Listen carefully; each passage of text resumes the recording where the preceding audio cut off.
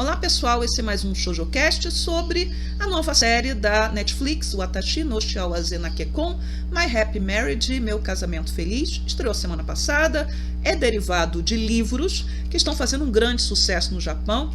É uma história que mistura Japão do início do século XX com pessoas com superpoderes. Tem um Japão alternativo em que algumas pessoas têm poderes especiais para defender aquele mundo de yokai, que nessa série eles chamam de grotesqueries, no livro é assim também, e a palavra aparece nesse episódio.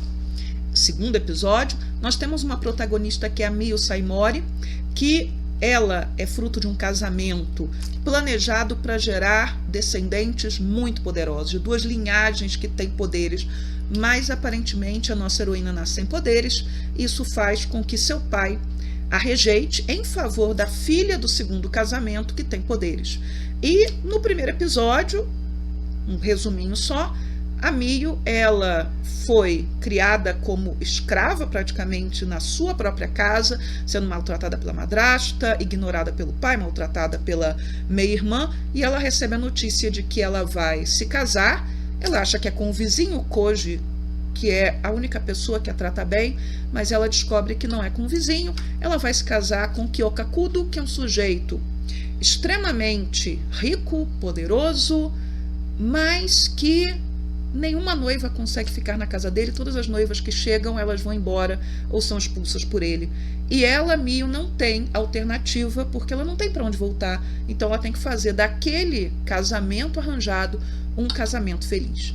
Quando terminamos o primeiro episódio, a Miyu encontrou o Kyoka e ela fica fascinada como aquele rapaz é bonito.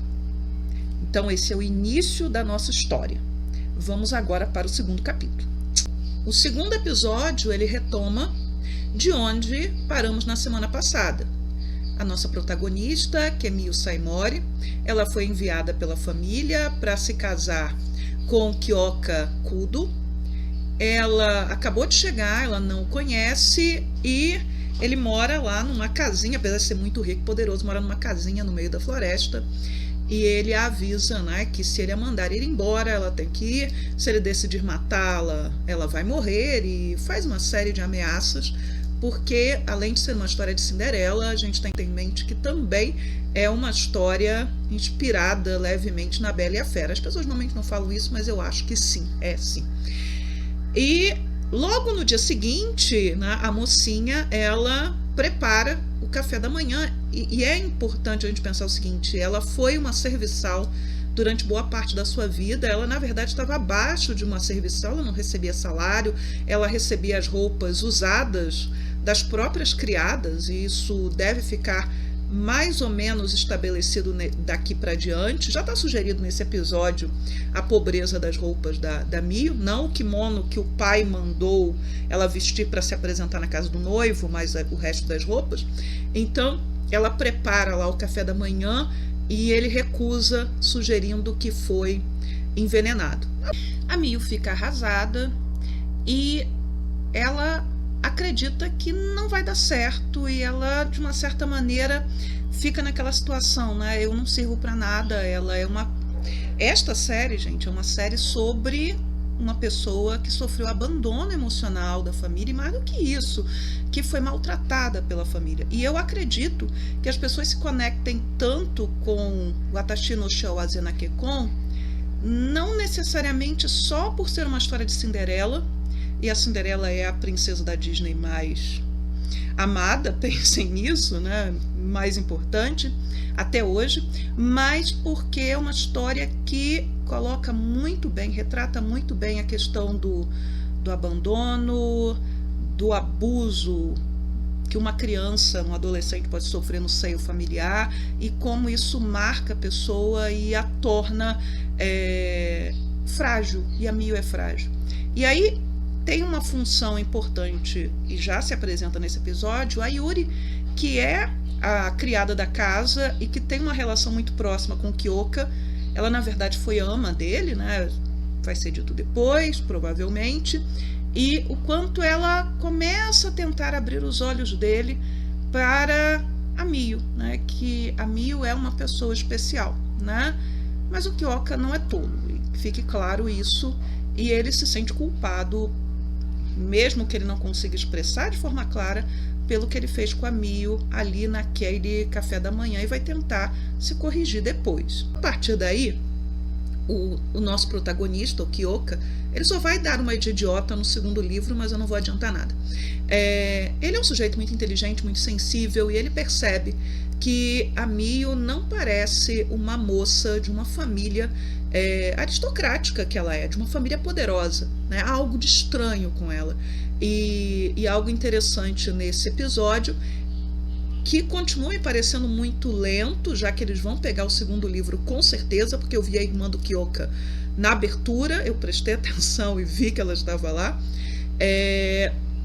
Ele manda investigar a família da Mio, e ele vai descobrir coisas bem horríveis que nós, que somos a audiência, já sabemos. Nesse episódio é muito interessante que já se começa a estabelecer esse interesse do Kyoka por ela, esse cuidado, que é um cuidado, a princípio, que a gente pode pensar que é derivado dessa própria, da piedade, da pena de ter uma menina tão frágil. Ainda continua para mim o único, que fique claro o defeito da série, a Mio ter sido desenhada muito saudável, porque ela era uma moça esquálida, né? E o Kyoka faz essa observação no final do episódio para si mesmo, não para ela.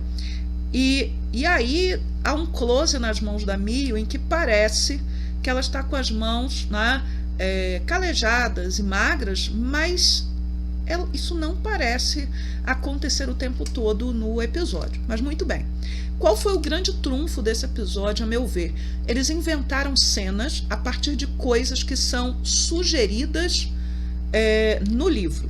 E eu não vou referenciar o mangá, porque eu acho o mangá menos competente que a animação, tá?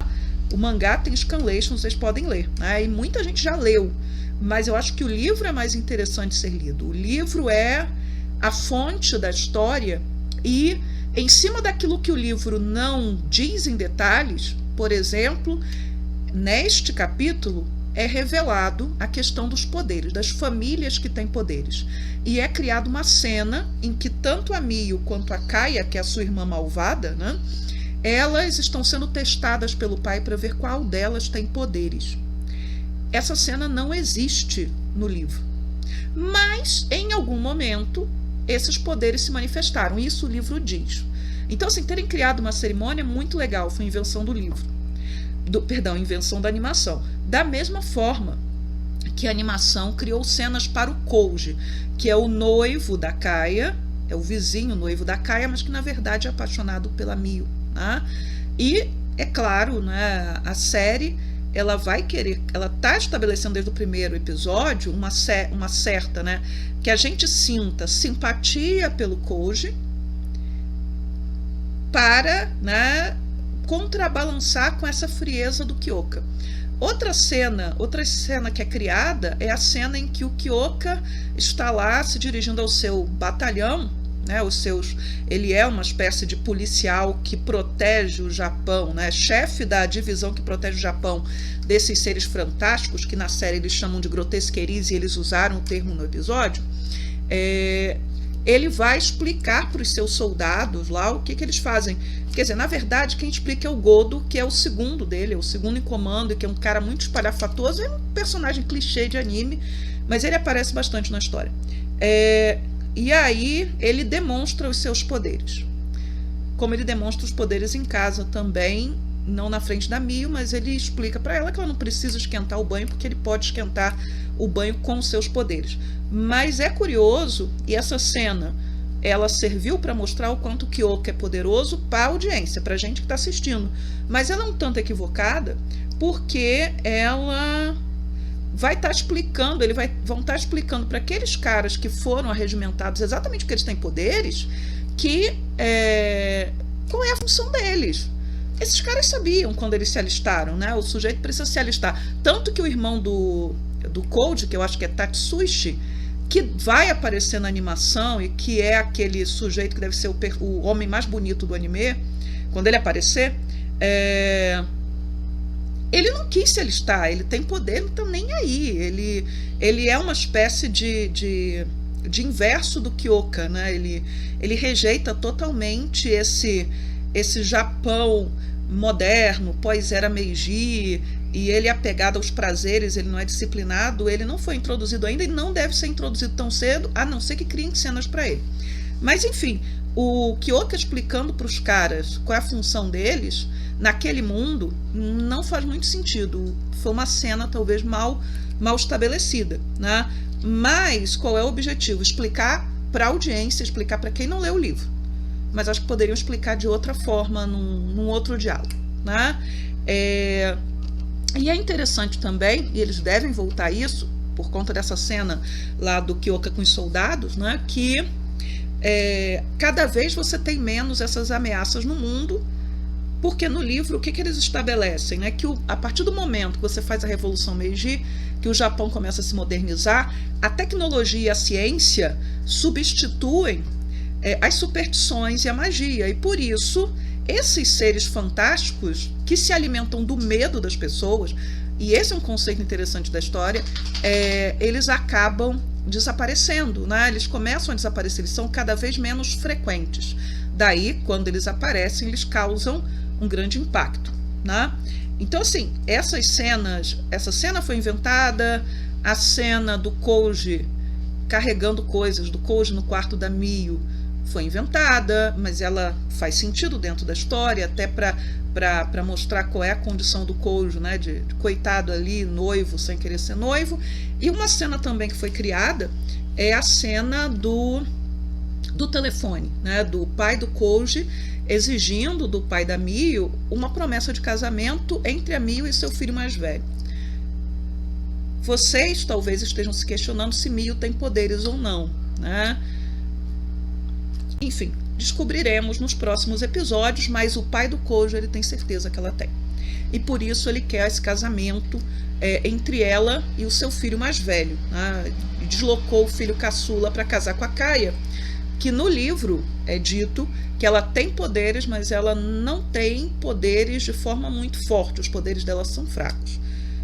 A cena que eu senti falta no primeiro capítulo, essa cena do livro, que é a Mio descobrindo que as coisas da sua mãe tinham sumido e ela sendo castigada, está nesse episódio e está de uma forma bem dramática. A animação está muito boa, ela consegue, né, captar a essência do livro e ir além, né, em alguns momentos, colocando em imagens coisas que a gente imaginava, né, imagem, som, o trabalho dos dubladores também está muito bom.